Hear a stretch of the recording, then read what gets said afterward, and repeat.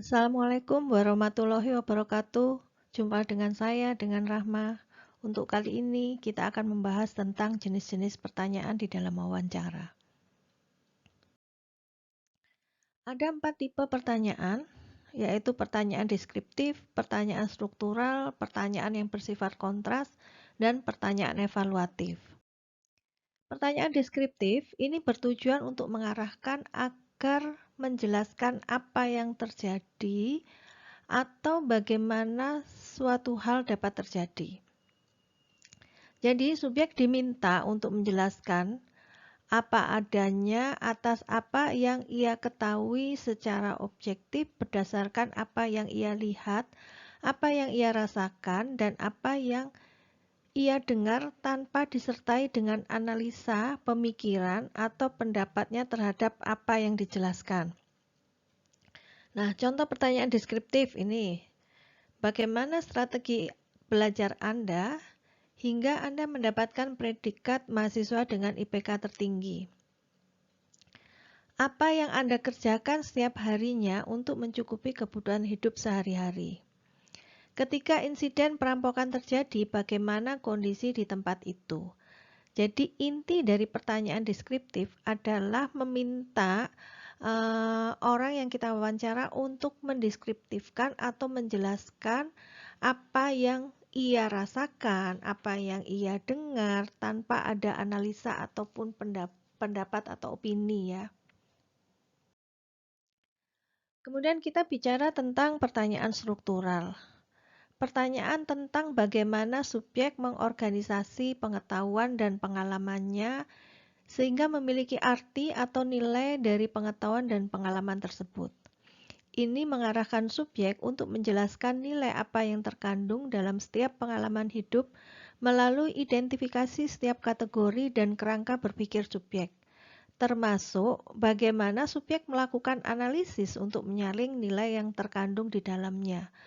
Jadi pada pertanyaan struktural ini lebih dalam lagi untuk kita tahu sebenarnya nilai atau apa sih kerangka berpikir dia lebih dalam lagi. Contohnya ya, setelah berjuang selama ini atas penyakit kanker yang Anda derita, apa makna dibalik semua ini? Bagaimana Anda bisa setegar ini setelah mendapatkan cobaan hidup yang bertubi-tubi? Nah, ini pertanyaan struktural yang lebih mengarah kepada kita mau menggali nilai atau value dari subjek itu seperti apa. Jadi termasuk bagaimana analisa subjek terhadap suatu peristiwa yang ia alami. Nah, untuk yang ketiga adalah pertanyaan yang bersifat kontras. Ini adalah pertanyaan untuk membuat perbandingan antara kejadian dan pengalaman dan meminta subjek untuk memilih salah satu berdasarkan pengalamannya atau pemikirannya. Contoh dari pertanyaan yang sifatnya kontras. Dalam perjuangan melawan korupsi di negeri ini, apakah Anda memilih untuk berjuang dengan tulisan dan ide kreatif Anda melalui media atau berjuang dengan melakukan gerakan-gerakan massa? Jadi ada dua pilihan yang sifatnya kontras di sini. Contoh lagi, berdasarkan pengalaman Anda memimpin perusahaan, ketika terjadi pelanggaran yang dilakukan oleh bawahan, apakah Anda memilih untuk memecatnya secara langsung atau tetap mempertahankan dengan risiko kerugian material yang ditanggung perusahaan akibat pelanggaran yang dia lakukan? Nah, ini ada dua pilihan yang sifatnya kontras. Nah, ini yang disebut dengan pertanyaan yang bersifat kontras. Yang keempat adalah pertanyaan evaluatif. Pertanyaan yang mengungkap perasaan subjek terhadap sesuatu berdasarkan pengalamannya. Interviewer harus paham bahwa sesuatu yang ditanyakan tersebut telah dialami oleh subjek, sehingga subjek dapat secara objektif menceritakan perasaannya. Jadi, subjek mengevaluasi ya. Contohnya, apa yang Anda rasakan ketika pertama kali mendonorkan darah?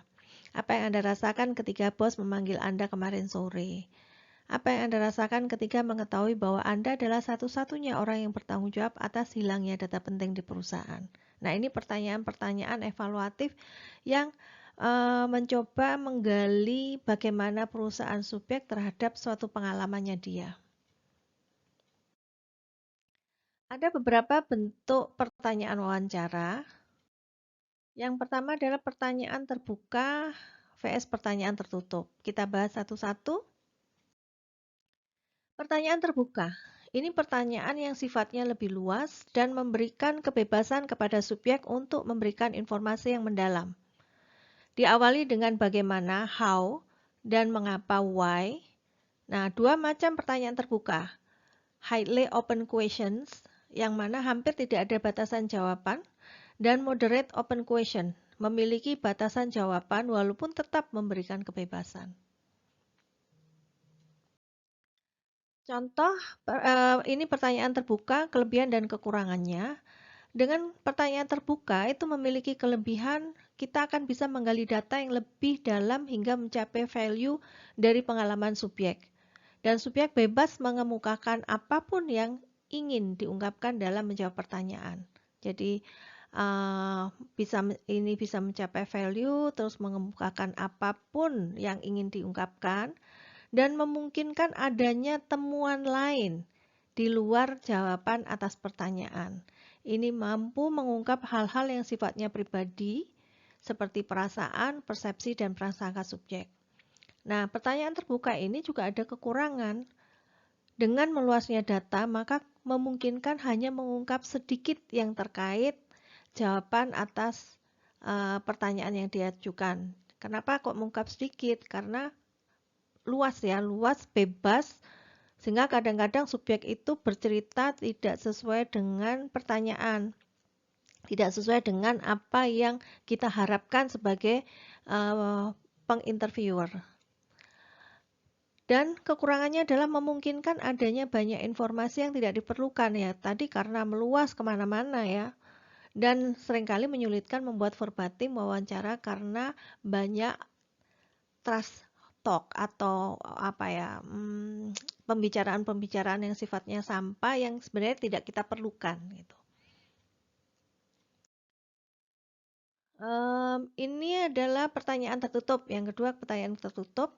Pertanyaan tertutup itu adalah pertanyaan dengan fokus yang sempit dan tidak memungkinkan subjek untuk memberikan informasi yang luas. Bentuk pertanyaan lebih spesifik dan lebih konkret. Demikian juga jawabannya. Ada dua macam pertanyaan tertutup.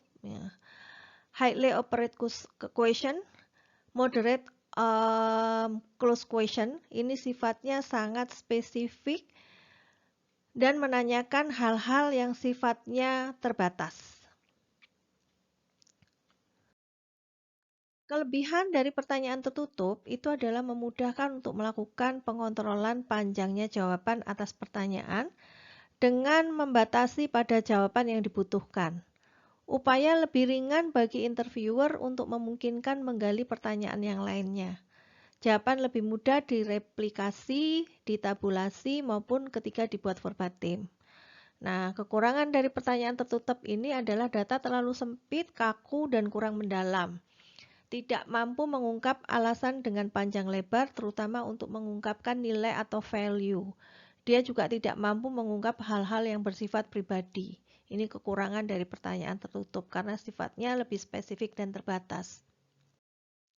Nah, ini contoh pertanyaan terbuka dan pertanyaan tertutup. Pertanyaan terbuka contohnya, bagaimana pendapat Anda pro dan kontra memberikan vaksin bagi pejabat pemerintah dalam penanganan COVID-19? Mengapa Anda tidak mencoba untuk lebih terbuka dan memaafkan kesalahan sahabat Anda? Ini terbuka ya, jadi bebas untuk mengungkapkan apapun. Apa alasan Anda selalu mengerjakan tugas menjelang detik-detik akhir deadline yang ditentukan? Ini apapun alasannya ya. Nah, kalau contoh pertanyaan tertutup, berapa tahun berlakunya sebuah KTP? Ini kan sudah pasti ya, tinggal berapa tahun? 5 tahun, 10 tahun, 7 tahun? Apakah Anda sudah mengerjakan tugas sesuai dengan prosedur dan aturan yang berlaku? Jawabannya adalah iya atau tidak. Ya, kita hanya pengen tahu sebenarnya dia sudah mengerjakan apa tidak, terlepas bagaimana cara dia mengerjakan. Dari intonasi suara Anda sepertinya Anda marah gitu. Kita pengen tahu benar nggak sih dia marah hanya sebatas itu misalnya. Ataupun nanti setelah pertanyaan tertutup, bisa kita lakukan probing misalnya dengan jenis-jenis pertanyaan yang lain gitu. Jadi kita bisa menggunakan variasi ya dari pertanyaan-pertanyaan itu. Pertanyaan primer vs pertanyaan sekunder. Pertanyaan primer, setiap wawancara umumnya terdiri dari satu tema besar atau main idea yang terdiri dari topik-topik bahasan yang lebih kecil dan sempit. Jadi dalam setiap wawancara itu ada tema besarnya apa? Saya mau tanya apa? Oh, saya pengen tahu tentang bagaimana sih cara dia menyesuaikan diri dalam lingkungan yang beragam. Nah, itu nanti kan kita ada topik-topik yang lebih kecil dan sempit dari main penyesuaian diri itu tadi gitu. Jadi pertanyaan primer ini sifatnya umum untuk mengungkap data berdasarkan topik bahasan dan dapat berdiri sendiri. Sifatnya umum, luas, belum spesifik, dan kadang-kadang tidak praktis ya. Jadi masih harus dispesifikasikan menjadi beberapa subtopik yang lebih spesifik. Ini pertanyaan primer.